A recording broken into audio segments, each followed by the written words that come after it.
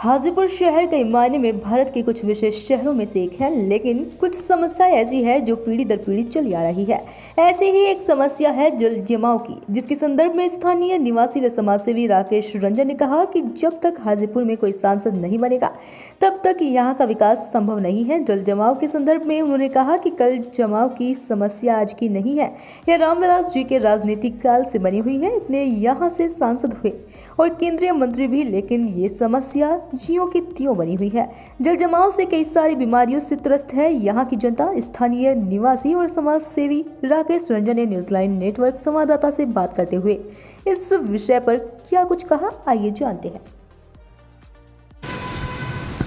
नमस्कार, सत श्री अकाल, आदाब। मेरा नाम मोनिश जिसान, आप देख रहे हैं न्यूज़लाइन नेटवर्क, सच खबर सब पर नजर। अभी हम वैशाली ज़िले के हाजीपुर जिला मुख्यालय में है और यहाँ आप जान रहे हैं कि अभी बरसात का मौसम है, चारों तरफ जल जमाव की समस्या। आइए यहाँ के लोकल हमारे पास साथी राकेश जी हैं, इनसे बात करते हैं। सर, ये जो वैशाली में जल जमाव की समस्या आ रही है, ये क्यों है और यहाँ के जो शासन प्रशासन, यहाँ के विधायक एमपी पर इस पर क्यों नहीं कुछ एक्शन ले रहे हैं? उसके बाद भी यहाँ माने जल जमाव हो जाती है और इसके लिए केवल और केवल यहाँ के जनप्रतिनिधि है।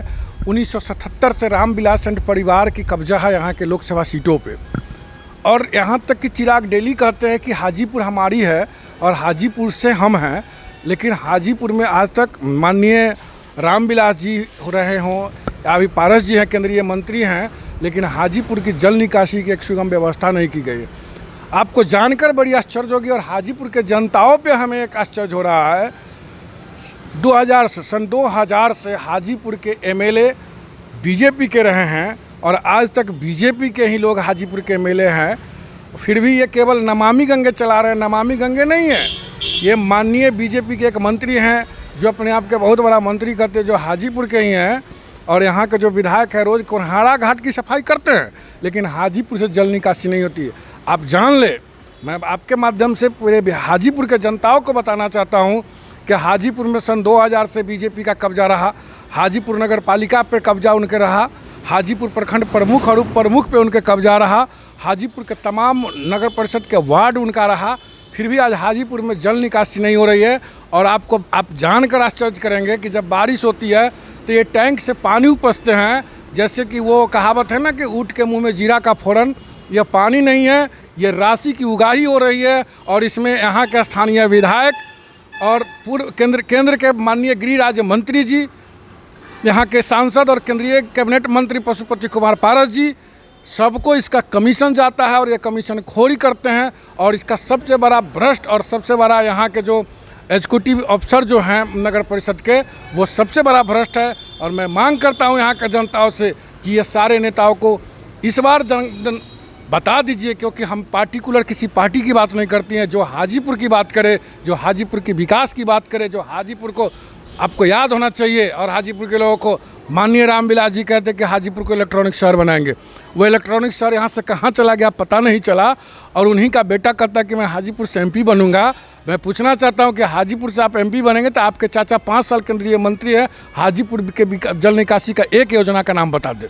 हाजीपुर में इन्होंने कुछ भी नहीं किया, हाजीपुर को ये मृत प्राय छोड़ दिया है। हाजीपुर के हर एक मोहल्ले में चलिए, 1.5 फुट, 2 फुट, 3 फुट और 5-5 अखबार पढ़िए, 2000 मरीज डेंगू के मरीज सदर अस्पताल में भर्ती हुए, और इसके लिए जिम्मेवार कौन है? और इसके लिए केवल और केवल भाजपा के नेता और एनडीए के नेता जिम्मेवार है, क्योंकि हाजीपुर 2000 से यानी 23 वर्षों से बीजेपी के कचंगुल में है। और ये किसी एनडीए और इंडिया गठबंधन की बात करते हैं, हाजीपुर का एग्जाम्पल देख लीजिए, इनका ही गठबंधन का कब्जा है सभी पदों पर, फिर भी हाजीपुर का विकास जब ये नहीं कर सकते हैं तो बिहार और भारत का क्या विकास? क्या लगता है 2024 में ये मुद्दा क्या आ पाएगा, इसको प्रभावित कर पाएगा क्या? हाजीपुर का ही मुद्दा इस बार प्रभावित होगा।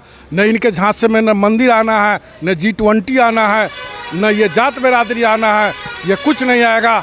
हाजीपुर के लोकल मुद्दा पे यहाँ के लोग और हम लोग जागरूक जनता एक एक मतदाता को कहने जाएंगे कि हाजीपुर का जब तक बेटा आपका सांसद नहीं होगा तब तक एक खगड़िया वाले से हाजीपुर का विकास संभव नहीं है।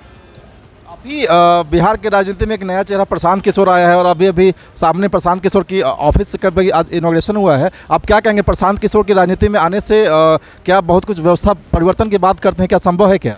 अभी तो प्रशांत किशोर जी का ये जन सुराज चल रहा है, ये कोई पॉलिटिकल संगठन नहीं है, ये एक नॉन पॉलिटिकल संगठन है।